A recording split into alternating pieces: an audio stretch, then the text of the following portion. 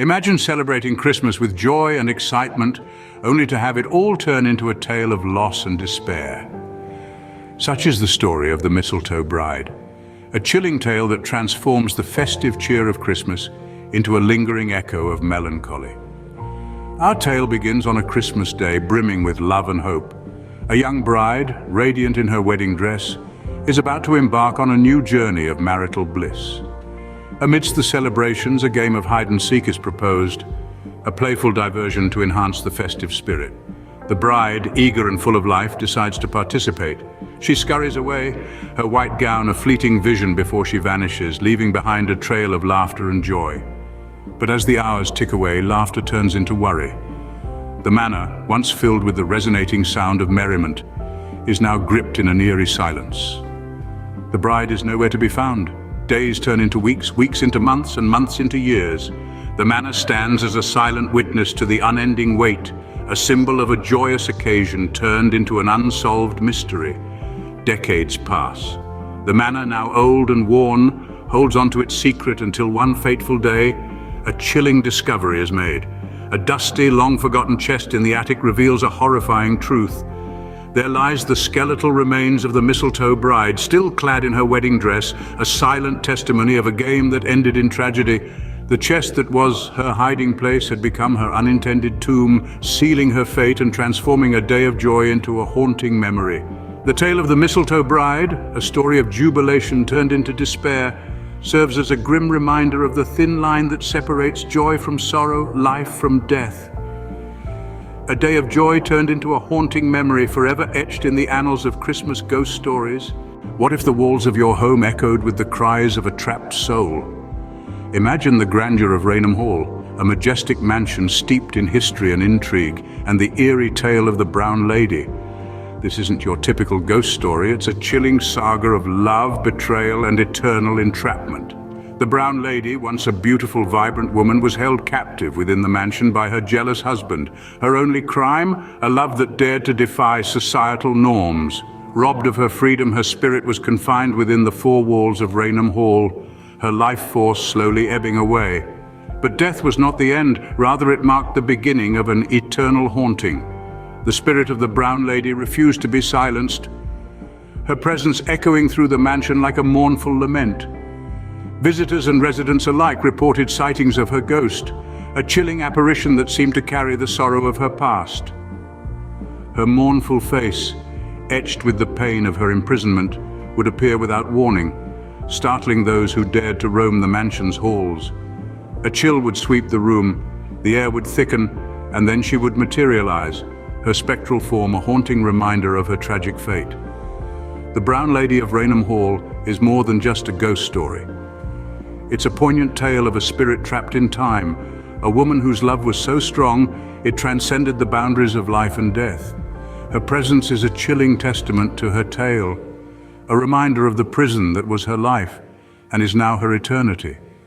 Her spirit is said to be as much a part of Raynham Hall as the ancient bricks and mortar that hold the mansion together, a spectral figure forever trapped within the confines of her former home, forever yearning for the freedom she was denied in life.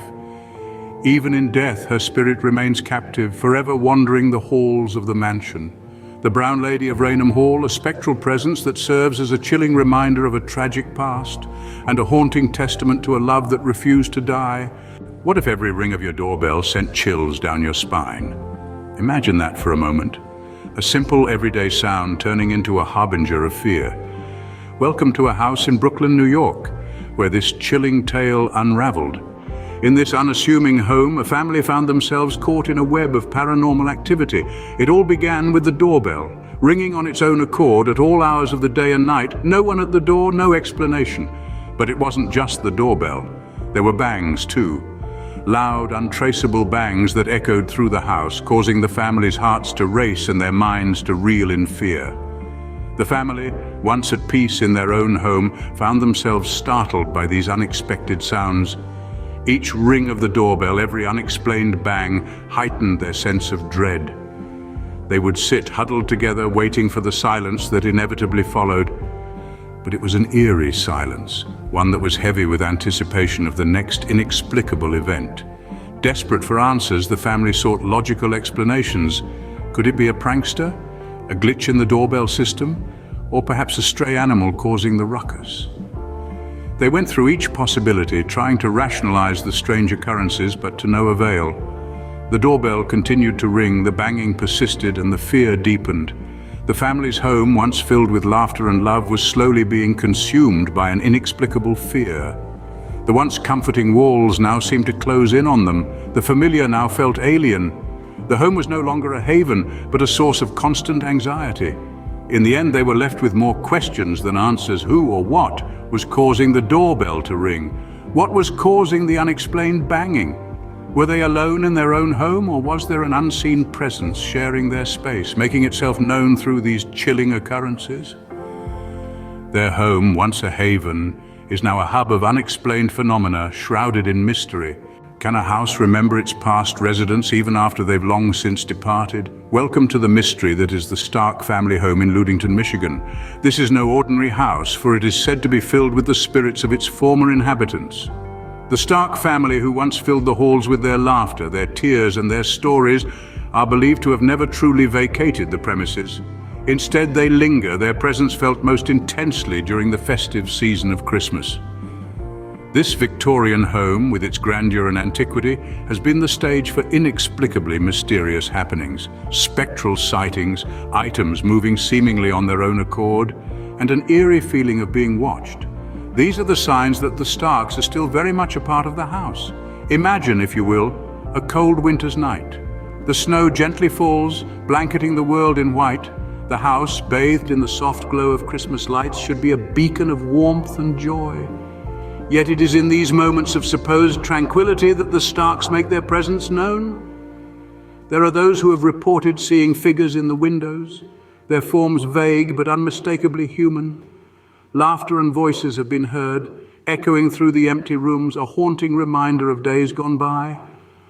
Items that were once treasured by the Starks have been found moved from their resting places, as if someone or something is still interacting with them. And it's not just the physical phenomena that hint at the presence of these spectral inhabitants.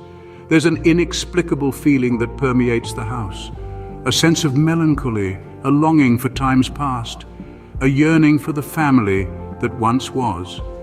It's a feeling that is difficult to shake off, a feeling that whispers to those who enter, the Starks are still here. In the end, whether you believe in the paranormal or not, the story of the Stark family and their haunting of this Victorian home offers a unique perspective. It's a tale of love, of loss, and of a bond so strong that not even death could break it. Their presence lingers, making the house a living testament to their existence. What if every Christmas Eve you were visited not by Santa, but by a ghostly apparition? Imagine the chill that would creep up your spine, replacing the usual warmth of the holiday season. Such is the case with the haunting of Roose Hall in England, a place rumored to be a hotspot for paranormal activity. Nestled in the countryside, Roose Hall is a grand red brick manor house that dates back to the 16th century. Its beauty is undeniable, yet it's the eerie occurrences and chilling sightings that truly make this place stand out. The most famous of these tales revolves around a headless horseman. Yes, you heard that right, a headless horseman. This spectral figure is said to appear every Christmas Eve, galloping through the frosty night, a chilling reminder of the hall's haunted history. But the horseman isn't the only thing that sends shivers down the spines of those who dare to visit Roose Hall. Inside the ancient building, strange markings have been discovered. These aren't your typical graffiti or signs of wear and tear. They're symbols carved into the wood and stone, symbols that speak of an old world filled with superstitions and fear. Some believe these markings were etched by those who once lived in the hall, desperate to protect themselves from the malevolent spirits they felt were all around them. As we delve deeper into the tale of Roose Hall, the sense of dread and unease only intensifies. What secrets does this place hold? Why is it that every Christmas Eve, the boundary between our world and the next seems to thin, allowing the headless horseman to make his spectral ride? The answers to these questions remain as elusive as the ghostly figures said to roam the hall's corridors. This grand hall steeped in history is also soaked in mystery, its walls whispering tales of the supernatural.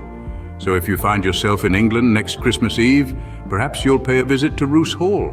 Just remember, you might not be the only guest.